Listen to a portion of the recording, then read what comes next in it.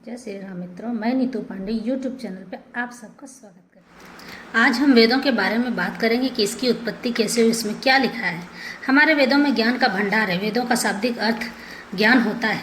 मेरा ये वीडियो बनाने का अर्थ है कि आप सभी तक सही जानकारी पहुँचे। हमारे यहाँ वेदों का बहुत ही महत्व है। हमारे 4 वेद हैं। इनमें से सबसे पुराना वेद यजुर्वेद है। यजुर्वेद में ही गायत्री के मंत्रों का उल्लेख मिलता है, जिन्हें हम गायत्री मंत्र कहते हैं। कोई भी यज्ञ गायत्री मंत्र के बिना अपूर्ण माना जाता है। हमारे सनातन धर्म में सभी वेदों की पुष्टि की गई है और यह भी बताया गया है कि वेदों का ज्ञान होना कितना आवश्यक है। वेदों में आवश्यक और शास्त्रीय भाषाओं का भंडार है। वेदों में कहानियाँ और कथाएं नहीं हैं, बल्कि ज्ञान भरा हुआ है। जैसे यज्ञों में किस मंत्र का उपयोग कब और कहाँ किया जाए, और हमारी पृथ्वी पर कितने प्रकार की जड़ी बूटियाँ हैं, और जड़ी बूटियों का इलाज कहाँ और कैसे किया जाए। वेद का तो शाब्दिक अर्थ ही ज्ञान है।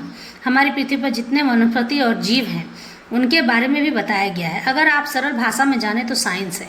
सरल अर्थ जैसे साइंस में जीव विज्ञान और वनस्पति विज्ञान है, उसी तरह से वेदों के सारे अर्थ सामने उभर कर आते हैं। अब आते हैं वेदों की उत्पत्ति कैसे हुई। वेदों की उत्पत्ति ब्रह्मा जी के द्वारा हुई, क्योंकि वेदों का ज्ञान देवों के देव महादेव ने ब्रह्मा जी को दिया था, और ब्रह्मा जी ने यह ज्ञान 4 ऋषियों को दिया था, जिन्होंने वेदों की रचना की। ये ऋषि ब्रह्मा जी के ही अंश माने जाते हैं। ये उनके पुत्र कहलाते थे। इनका नाम अग्नि, वायु, आदित्य और अंगिरा था। इन 4 ऋषियों ने घोर तपस्या कर वेदों का ज्ञान प्राप्त किया। इसकी पुष्टि शतपथ ब्राह्मण और मनुसंहिता या मनुस्मृति में होती है।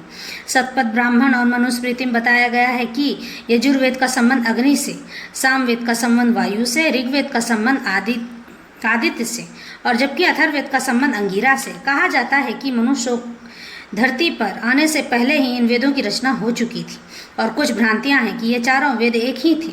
इन्हें अलग अलग वेदव्यास जी ने लिखा है, जो कि पूर्ण रूप से असत्य है। मत्स्य पुराण में लिखा है कि ये वेद तो शुरुआत से ही अलग थे। इन वेदों के साथ चारों ऋषियों का नाम जुड़ा हुआ है।